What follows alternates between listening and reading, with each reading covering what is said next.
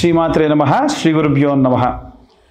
ద్వాదశ రాశుల వారికి ఆగస్టు నెలలో ఎలా ఉండబోతుంది, వారి యొక్క గ్రహ సంచారాన్ని బట్టి వారికి ఎలాంటి సంఘటనలు ఎదుర్కోబోతున్నారు, ఒకవేళ ఏ గ్రహాలు వక్రంలో ఉన్నాయి, ఏ గ్రహాలు ఉచ్చస్థితిలో ఉన్నాయి, ప్రత్యేకంగా ఆగస్టు నెలలో వచ్చేటువంటి గ్రహ సంచారాన్ని బట్టి బుధాదిత్య యోగం లాంటి యోగములు, అలాగే కాలసర్పదోషం ఉన్నటువంటి కాలంలో మనం ఉండడము, దీని వలన విశేషమైనటువంటి సత్ఫలితాలు పొందేవాళ్ళు ఉంటే విశేషమైనటువంటి ప్రతికూల పరిస్థితులు పొందేవారు మరికొందరు ఉన్నారు.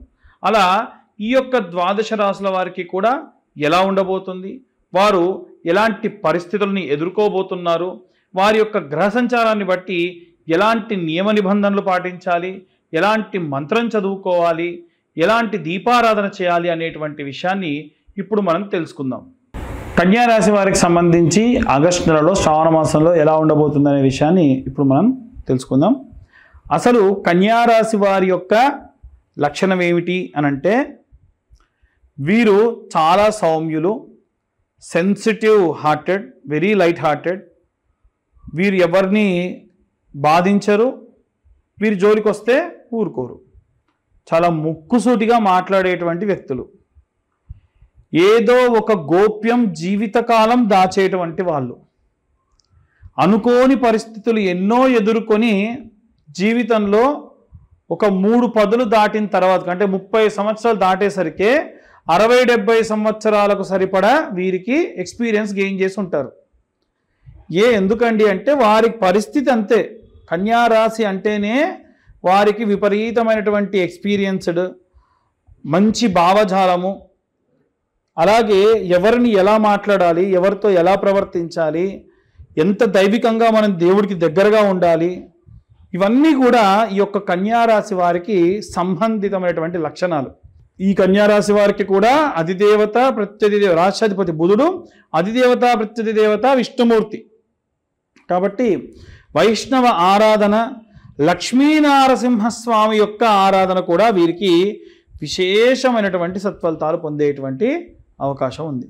అయితే ఈ యొక్క కన్యా రాశి వారికి సంబంధించి ఆగస్టు నెలలో ఉన్నటువంటి గ్రహ సంచారం ఏంటో చూద్దాం. కన్యా రాశి వారికి లగ్నాత్ కుజగ్రహ సంచారం జరుగుతూ ఉంది. కుజుడు లగ్నంలో ఉన్నప్పుడు అది కూడా వక్రంలో ఉంటే భూమి సంబంధితమైనటువంటి ఆందోళనలు, ఆరోగ్య సమస్యలు, kidney related problems, urine related problems, urine burn అవ్వడం, ఇలాంటి ఇష్యూస్ బాగా వస్తాయి. ప్రశాంతమైనటువంటి ఫ్యామిలీ లైఫ్ని గడిపేదానికి కుదరదు. 12వ స్థానంలో కేతువు అంటే వ్యయస్థానంలో పాపగ్రహ సంచారం, అది కూడా కేతు ఉంది. కాబట్టి అనవసరమైన ఖర్చు, ఎక్స్పెక్ట్ చేయని ఖర్చు, అనవసరంగా ఎక్స్పెక్ట్ చేయని చోటికి వెళ్ళి ఖర్చు పెట్టడం, అసలు ఒకదాని గురించి వెళ్తే అక్కడ ఇంకొక రకమైనటువంటి ఖర్చు పెట్టడం, ఇలాంటివన్నీ కూడా జరిగే అవకాశం ఉంది. అలాగే 10వ స్థానం, దశమ స్థానం లాభస్థానం కింద పరిగణలోకి తీసుకుంటారు. లాభస్థానంలో బుధాదిత్య యోగం ఉంది. కాబట్టి మీరు అనవసరమైనటువంటి వాడి జోలికి వెళ్లకుండా అవసరమైనటువంటి వ్యాపార సంబంధిత వ్యవహారాల్లో ఇన్వాల్వ్ అయ్యి మీరు ప్రాపర్ అనుకోవడం కాదు, మీ ఇంట్లో వాళ్ళు కూడా మీరు చేసేటువంటి పని ప్రాపర్ అని ఎప్పుడైతే అనుకుంటారో ఖచ్చితంగా అది అద్భుతమైనటువంటి యోగదాయకంగా ఉంటుంది. ఇలా ఈ యొక్క దశమ స్థానమే కాకుండా నవమ స్థానాన్ని చూసుకుంటే హయ్యర్ ఎడ్యుకేషన్స్కి సంబంధించిన విషయానికి వెళ్తే వక్రంలో గురు శుక్రులు ఉన్నారు. కాబట్టి పిల్లలు ఎవరైతే చదువుకుంటూ ఉన్నారో, ఎవరైతే దూర ప్రాంతాలకు వెళ్ళి చదువుకుంటూ ఉన్నారో ఎడ్యుకేషన్ పరంగా అస్సలు బాగోదు. మిమ్మల్ని మీ దగ్గరుంటేనే అంతంత మాత్రంగా ఉండేటువంటి పరిస్థితి ఇది. దూరంగా మీ నుంచి దూరంగా వెళ్తే కనుక అక్కడ చదువు విషయంలో మీరు మర్చిపోండి, అంత గొప్పగా ఏమి ఉండదు. అలాగే 6వ స్థానంలో శనిగ్రహ సంచారం ఉంది. ఆరోగ్యం చాలా బాగుంటుంది. డైలీ రొటీన్ లైఫ్ని మీరు చాలా స్ట్రిక్ట్గా పాటిస్తారు, అద్భుతంగా ముందుకెళ్తూ ఉంటుంది. అలాగే 5వ స్థానము ప్రేమ వ్యవహారాలకు సంబంధించి కాబట్టి రాహుగ్రహ సంచారం ఉంటే వాస్తవంగా మంచిది కాదు. కానీ రాహు లక్షణం ఏంటంటే ఇప్పుడు వక్రంలో లేకుండా ఉచ్చస్థితిలో ఉన్నాడు, అది కూడా కాలసర్ప దోష కాలం నందు ఉన్నారు. కాబట్టి ఏమవుతుంది అనంటే, ప్రేమించినటువంటి వారికి మీ మీద ఉన్న అభిప్రాయం మీద కాస్త అనుమానం ఉంటుంది, కానీ మీతో బాగానే ఉంటారు. మీ పిల్లల పట్ల మీరు చూపించేటువంటి బాధ్యతలకు సంబంధించి ఇబ్బందులు కలిగే అవకాశం ఉంటుంది. వీరు వీలైనంత వరకు కూడా క్యాంఫర్ ఆయిల్ కానీ అష్టమూలికా తైలంతో దీపారాధన చేయడం మంచిది.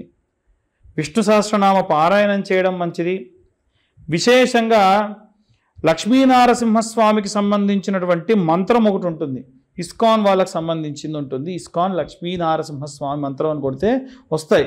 ఆ మంత్రం ఏంటంటే ఓం నమో భగవతే నరసింహాయ నమస్తేజస్తేజసే ఆవిరావిర్భవాన్ వజ్రణక వజ్రదంష్ట కర్మాశయాన్ గ్రంథయ గ్రంథయ ఓం గ్రసగ్రస ఓం స్వాహ అభయమభయమాత్మనే భూయిష్ట వజ్రణక వజ్రదంష్ట కర్మాశయాన్ గ్రంథయ గ్రంథయ ఓం గ్రసగ్రస ఓం స్వాహ అన్న మంత్రము విశేషమైనటువంటి సత్ఫలితాన్ని ఇచ్చేటువంటి మంత్రం.